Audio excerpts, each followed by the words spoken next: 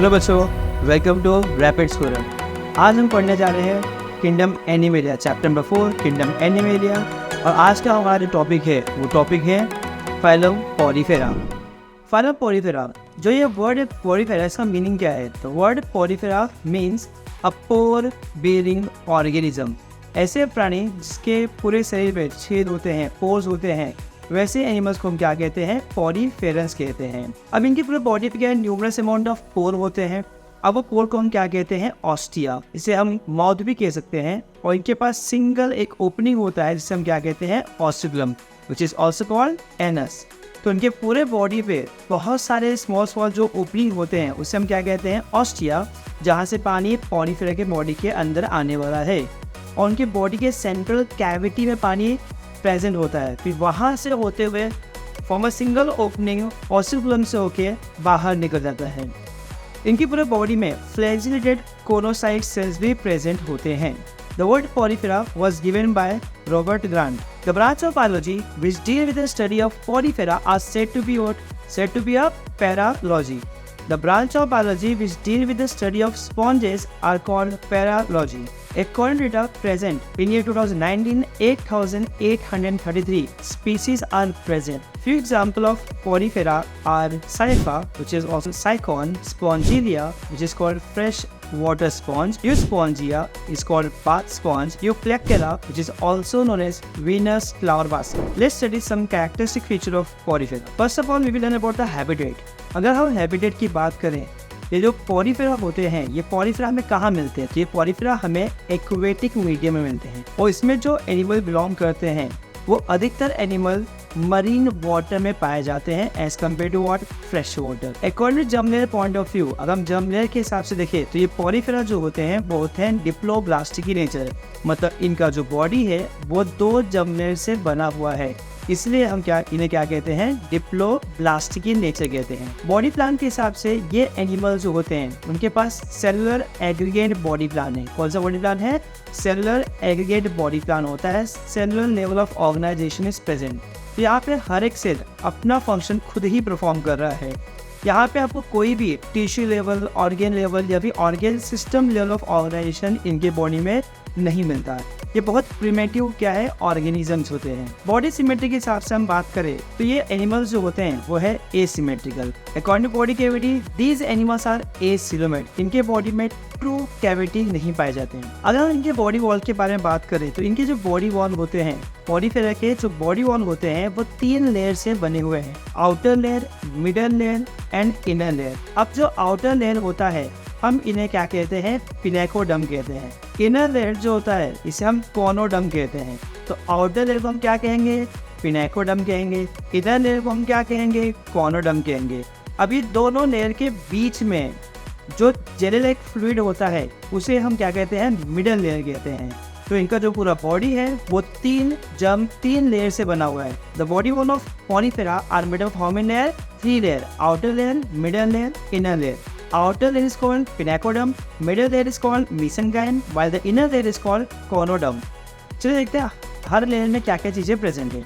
अब जो outer layer pinacoderm होता है ये फ्लैटेंड पिनेकोसाइट सेल से बने हुए हैं और इनके पास बहुत सारे ओवल शेप के पोरोसाइट सेल्स होते हैं।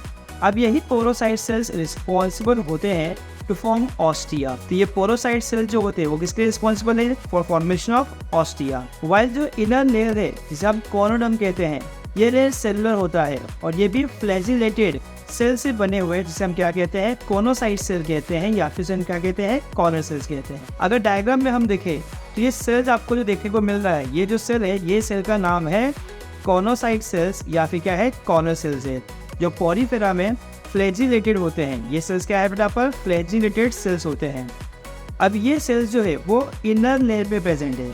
तो कोनोडर्म पे जो अगर हम डायग्राम में देखें तो ये इतना जो लेयर आपको देखने को मिल रहा है ये इनर लेयर है, जहाँ पे ब्लू कलर के जो आपको सेल देखने मिल रहे हैं डायग्राम में, ये इतना क्या है? इनर लेयर है।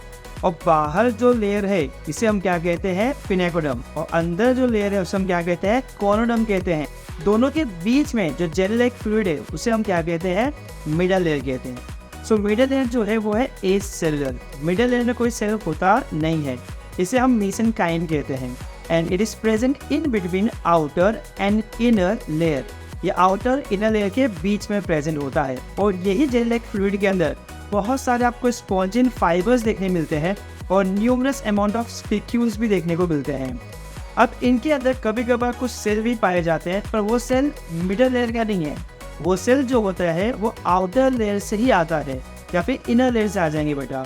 अब वो सेल होते हैं एम्बिवोसाइट सेल्स या फिर आर्कियोसाइट सेल। अभी जो आर्कियोसाइट सेल्स होते हैं ये टोटीपोटेंट सेल्स होते हैं। टोटी का मतलब होता है टोटल और पोटेंट का मतलब होता है पोटेंसी।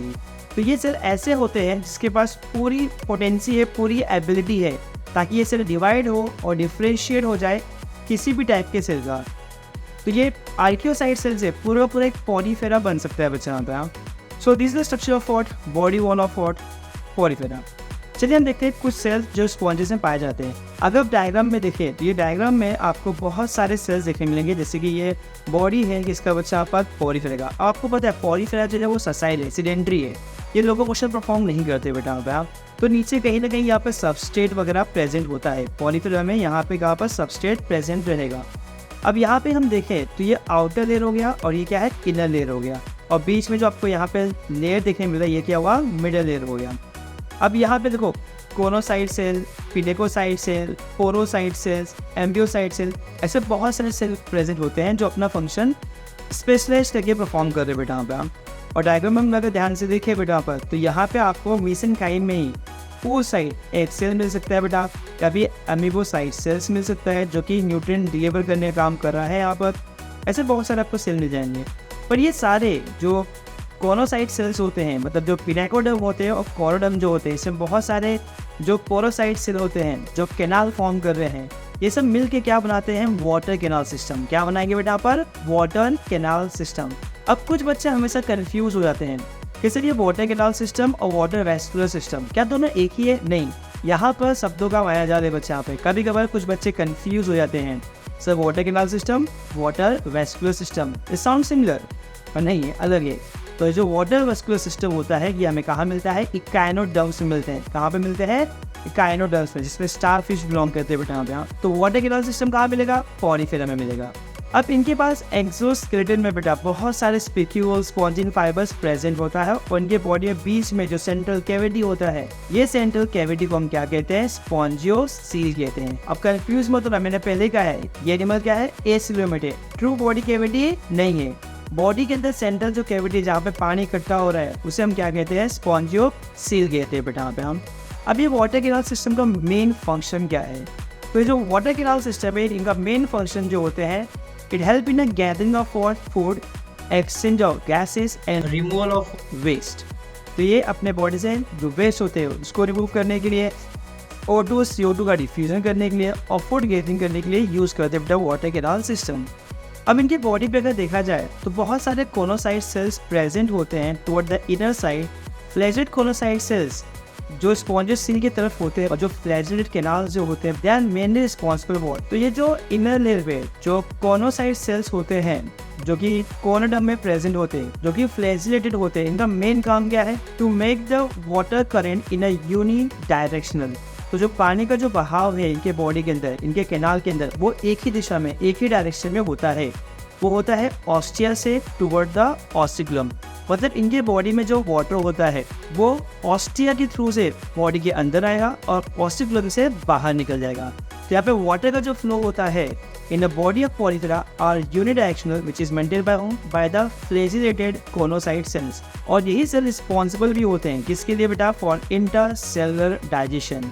इनके बॉडी में खाना भी हजम करने के लिए जो सेल रिस्पॉन्सिबल है वो है कोनोसाइट सेल। तो इनके बॉडी में डाइजेशन जो होता है वो होता है किसके थ्रू है कोनोसाइट सेल के थ्रू है। अब ये फीडिंग किस पे करते हैं? सो दे फीड ऑन माइक्रोफाउना और small animal present in their surrounding habitat. जो कि सराउंडिंग हैबिटेट में जो भी स्मॉल माइक्रोफाउना जो रहेंगे, जो एनिमल्स होंगे उस पर फीडिंग करते हैं। और स्पॉन्जेस जो होते हैं वो क्या हो गए कार्निवोरस हो गए। यहाँ पे intracellular digestion will take place which is going to be occur within the food vacuole of conocyte cell and amoeboid cells। उनके वैक्यूल्स के अंदर इंटरसेलुलर डाइजेशन होता है। रेस्पिरेशन एंड एक्सक्रीशन जो होता है पॉलीफेरा में ये इनके बॉडी सरफेस के थ्रू होता है, इनके हर एक सेल के जो प्लाज्मा मेम्ब्रेन होते हैं उनके थ्रू होता है, बाय अ सिंपल डिफ्यूजन के थ्रू होता है। और इनकी बॉडी में जो नाइट्रोजनस वेस्ट जो होता है वो नाइट्रोजनस वेस्ट अमोनिया होता है। सो पोरिफेरा जो होते हैं ये अमोनिया प्रोड्यूस करते हैं एज ए नाइट्रोजनस वेस्ट। अगर हम इनके स्केलेटल सिस्टम की बात करें बच्चे लोग, तो इनका जो स्केलेटल सिस्टम होता है वो कैल्केनियस या फिर सिलिकेशियस स्पिक्यूल से बना होता है या फिर बहुत सारे स्पॉन्जिन फाइबर से बने होते हैं। रिप्रोडक्शन, अब हम बात कर रहे हैं रिप्रोडक्शन इन पोरिफेरा। पोरिफेरा जो होते हैं वो एसेक्सुअल और सेक्सुअल दोनों ही मोड से रिप्रोड्यूस करते हैं एंड ये अधिकतर बाइसेक्सुअल होते हैं।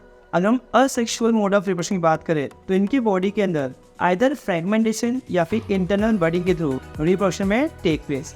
इनके बॉडी में जो इंटरनल बर्डिंग होता है इससे हम क्या कहते हैं, जेम्यूल या फिर जेम्यूलेशन बोलते हैं बेटा पर हम।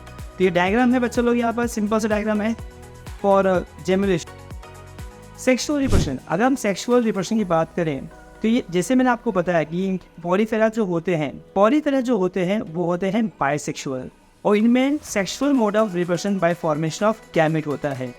ये जो पोरिफेरा होते हैं ये ओगेमस टाइप के गैमेट्स प्रोड्यूस करते हैं जिसमें स्पर्म जो होता है वो फ्लैजिलेटेड होते हैं और मोटाइल होते हैं, while the ovum are spherical shape and non motile. मतलब यहाँ पे ओवम मोटाइल होता नहीं है, स्पर्म क्या है, मोटाइल है और यहाँ पे फ्लैजिलेटेड होते हैं स्पर्म। इनमें फर्टिलाइजेशन अधिकतर इंटरनल होगा या फिर क्रॉस फर्टिलाइजेशन हो जाएगा। कभी कभार इन पोरिफेरन्स के अंदर प्रोटोगाइनस या फिर प्रोटोगाइनस कंडीशंस भी देखने मिलता है जहाँ पर sperm are going to get mature before the ovum. Cleavage, holoblastic and unequal cleavage will take place. इनके बॉडी में डेवलपमेंट जो होता है वो डेवलपमेंट इनडायरेक्ट होता है बाय लार्वल स्टेजेस और इनके जो लार्वे होते हैं बेटा ये एडल्ट जैसे दिखते नहीं हैं। And this is simple diagram for the sexual reproduction in a Porifera. तो आज का टॉपिक पोरिफेरा हमने फिनिश कर लिया है। अब नेक्स्ट क्लास में हम पढ़ने जा रहे हैं सेकेंड फाइलम किंगडम एनिमेलिया का, वो है Coelenterata. See you next video.